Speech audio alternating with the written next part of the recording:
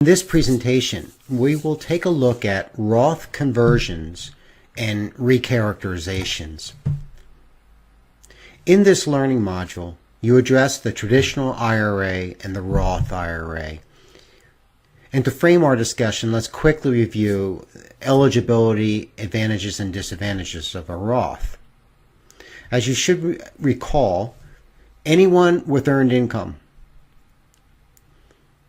below that phase-out level for the annual contribution is eligible to make a contribution to a Roth IRA. You know that that contribution is always on an after-tax basis. There's no write-off for the contribution. And also that eligibility is not based on participation in an employer plan. Some of the real advantages of a Roth IRA is that earnings and qualified withdrawals are tax-free. That's huge as compared to tax-deferred, where there will be ordinary income tax due at the time of distribution and withdrawals. The Roth, where the tax is paid up front, withdrawals, earnings, tax-free. Age is not a disqualifying factor. So as long as you have earned income and you're below that phase-out level, you can contribute and make contributions after age 70 and a half. And also, there's no need to take those required minimum distributions that occur with the traditional IRA, which began at age 70 and a half. The disadvantages already mentioned is that the contribution itself is never tax deductible. So there's some real advantages here. At some point in working with your client, you might consider the idea of having your client start to convert some of those traditional IRA assets to Roth IRAs. The income limit, which used to be there, has been removed so that now earnings, income, is no longer a disqualifying factor for converting the traditional to the Roth. Of course, the amount that is converted is considered ordinary income in the year of conversion.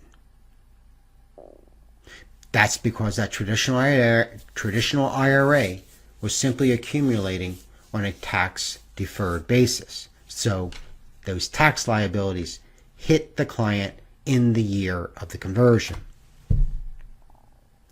Well, besides some of those basic advantages of the Roth that we discussed in that first slide, you might consider some of the following support. By converting, you're starting to diversify your client's future tax liability. That's because there will be a combination now of taxable accounts, so that money is available, tax-deferred accounts, qualified plans, traditional IRA, which will have future ordinary income tax implications, and now the Roth would be tax-free money. And so you're diversifying the tax position, and that really, I think, hedges that idea about future tax brackets. If tax brackets do go up, and there's more money pushed into the Roth now, then you're looking at lower incomes in retirement because those conversions or those withdrawals from a Roth would not be considered ordinary income. So potentially you could be placing your client in future lower tax brackets. You might avoid some of the 3.8% Medicare surtax because those net investment income would not be part of the equation at all on the Roth. And positioning surviving spouse in lower tax brackets, and I think that's a repeat of what we already talked about. So the question is, should I convert? Well, if you take a look at the simple math, and in running the numbers, I think one of the first questions is, do you have the cash flow? Or does the client have the cash flow to pay for the tax liability? And in answering that question, you need to think about where's that money going to come from.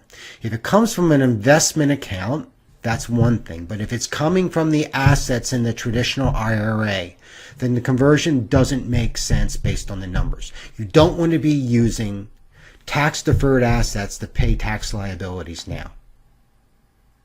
You need to think about those future income tax assumptions. Do you think income taxes are going to go up, the rates, or do you think they're going to go down? The investment horizon of the IRA. Because of that tax-free accumulation of earnings and capital appreciation, the longer the time horizon, the more it favors the conversion to a Roth. And certainly, if your clients are in low tax brackets now, it favors contributions to the Roth. It favors a conversion of traditional assets to the Roth.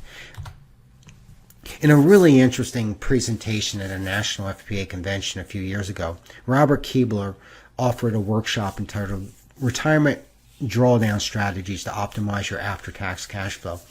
And in that workshop, I remember him saying this: the key to successful Roth IRA conversions is to keep as much of the conversion income as possible in the current marginal tax bracket. So his message was you want to manage the tax bracket when you're planning with your client to start converting assets. And how do you do that?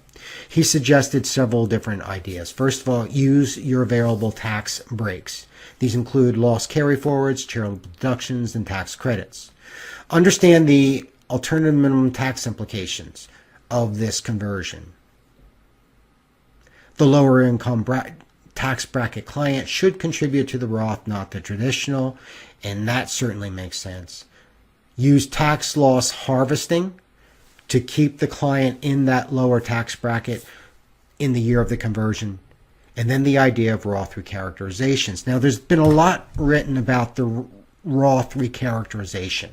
So what that means is you take the traditional IRA and convert it to the Roth, and within an allowable time period, you can recharacterize it right back again to the traditional IRA so that there's no tax implications. It's sort of a do-over. So why would you consider recharacterizing that conversion back to the traditional? The most obvious is the value of the IRA has gone down. So you have a total market shakeout with major sell-off. If you convert back, then you won't be paying that tax liability on that higher converted amount. If the conversion pushes you into that next tax bracket, and as a result of that, the taxes are high and you lack the cash to pay for the tax liability, another important reason you might recharacterize that conversion back again to that traditional IRA. What are the rules? Well, you need to recharacterize back to that traditional IRA by the filing date of your tax return, your client's tax return. If that's April 15th, then it has to be done by April 15th. If an extension was filed and that extension is going to be all the way to October 15th, then in fact you have till that time. So within that tax reporting period, it has to be recharacterized back. Paperwork is completed. Pretty simple process.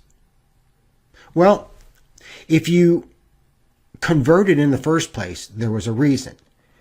Now that you've recharacterized back, what's the rules when it comes to converting again to the Roth IRA? And it's simple again. You need to wait until that next tax year, or at least 30 days, whichever is longer. So to understand that, let's look at a very quick example. You help your client convert their traditional IRA to a Roth IRA on June 15th. And in that next 6 months, there's a major market correction. So you and the client recharacterize that Roth back to the traditional IRA on December 1st. 30 days you have to wait 30 days, and on that 31st day, you could reconvert again. And as you can see, the numbers we're working out here, I believe to be January 1st. So again, everything that conversion to recharacterization occurs in that one tax period, And now we're looking into the next tax period to do the conversion again. This tool of converting and recharacterizing is another useful strategy that you can use in working with your clients. There's a lot of value here. Again, it's a way to differentiate yourself and certainly a strategy to consider.